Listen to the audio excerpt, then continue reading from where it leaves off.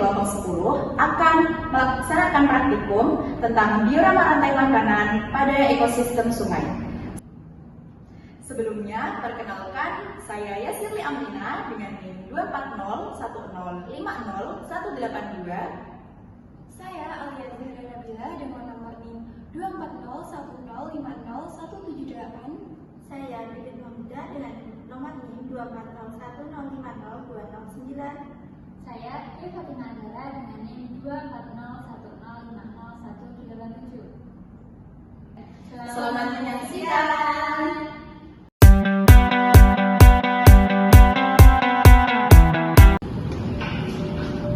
Sebelum memulai praktikum, alangkah baiknya kita mengetahui pengertian dari rantai makanan dan ekosistem.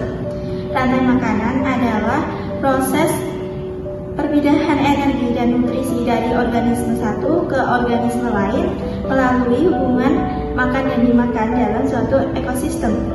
Dalam konteks ekosistem sungai, rantai makanan berperan dalam keseimbangan ekosistem serta dalam keberlangsungan hidup organisme di dalamnya. Di suatu tingkat rantai makanan menunjukkan perpindahan energi dari organisme satu ke organisme lain. Di dalamnya terdapat organisme autotrof atau organisme yang dapat menghasilkan makanan sendiri, dan hingga organisme heterotrof, yaitu organisme yang menggunakan energi.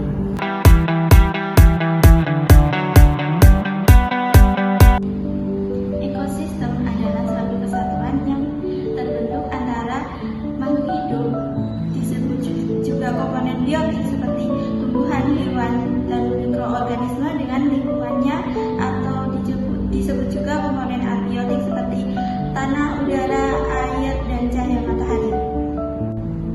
Interaksi ini menunjukkan hubungan timbal balik yang saling mempengaruhi dan menjaga keseimbangan ekosistem. Contoh dari ekosistem antara lain hutan, laut, sungai, dan danau.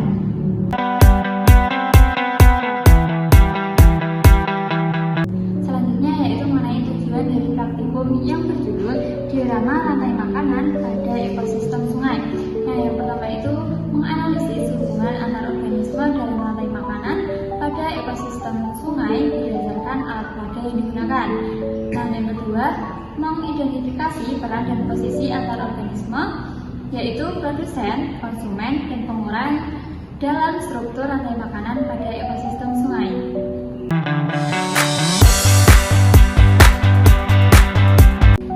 Apa itu diorama rantai makanan pada ekosistem sungai? Nah, diorama rantai makanan pada ekosistem sungai ini adalah alat peraga yang menggambarkan interaksi antara berbagai organisme dalam suatu ekosistem sungai. Diorama ini mencakup produsen, konsumen tingkat 1, konsumen tingkat 2, dan di puncaknya itu ada konsumen tingkat 3. Nah, selain itu ada juga pengurai yang memiliki peran penting dalam menguraikan sisa-sisa organisme yang telah mati dan mengembalikan nutrisi ke dalam ekosistem. Alat peraga ini juga efektif untuk digunakan siswa dalam membantu mereka memahami konsep rantai makanan dan pentingnya menjaga keseimbangan ekosistem.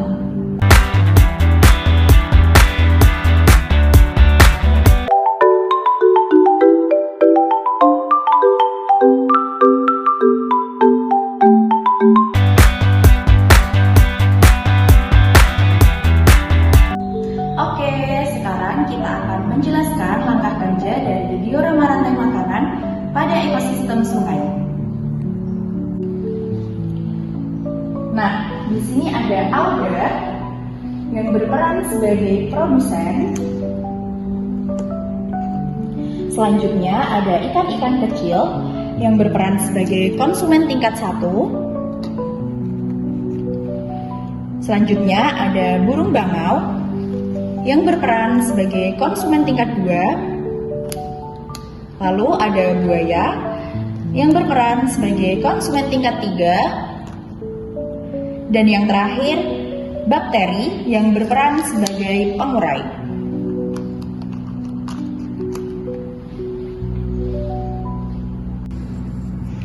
Untuk mengkonfirmasi posisinya apakah benar atau salah, kita dapat membuka kantong yang di dalamnya terdapat keterangan peran dari masing-masing organisme dan juga hubungan antar organisme dalam rantai makanan pada ekosistem sungai.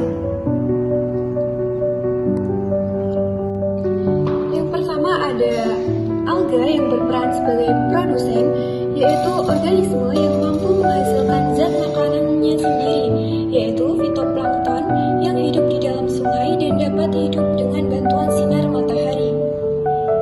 Yang kedua ada ikan kecil yang berperan sebagai konsumen tingkat 1 yang mengkonsumsi fitoplankton untuk kelangsungan hidupnya. Yang ketiga ada burung bangau yang berperan sebagai konsumen tingkat 2. Burung bangau mengkonsumsi ikan-ikan kecil di sungai untuk bertahan hidup.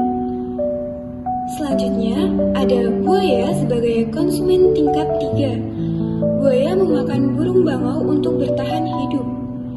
Dan yang terakhir ada pengurai atau decomposer, yaitu organisme pengurai seperti bakteri atau jamur yang berperan menguraikan organisme yang telah mati menjadi zat hara. Selanjutnya, zat hara akan dimanfaatkan oleh tumbuhan untuk tumbuh dan berkembang dengan bantuan sinar matahari.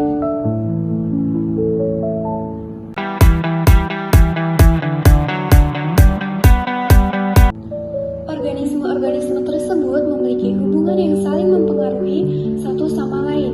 Jika sebuah populasi terganggu, maka ekosistem pun akan rusak. Misalnya, jika alga sebagai produsen menurun, ikan kecil kehilangan sumber makanan dan populasinya pun ikut menurun. Dampaknya menjalar ke burung bangau pemakan ikan dan buaya sebagai predator puncak karena rantai makanan terganggu dari dasar. Nah, jika ikan kecil berkurang, maka burung bangau kekurangan mangsa dan populasinya menurun. Buaya pun terdampak karena rantai makanan terputus. Sementara itu, alga sebagai produsen bisa tumbuh berlebihan, memicu gangguan seperti air keruh dan rendah oksigen di sungai. Nah, jika burung pemakan ikan menurun, populasi ikan kecil melonjak karena tekanan predator berkurang. Akibatnya, alga dimakan berlebihan hingga jumlahnya menurun drastis. Di sisi lain, buaya kehilangan mangsa dan ikut terdampak. Jika buaya sebagai predator puncak menurun, burung bangau berkembang tanpa kendali dan menekan populasi ikan kecil. Ketika ikan menipis, alga tumbuh bebas, berpotensi merusak kualitas air dan kestabilan ekosistem.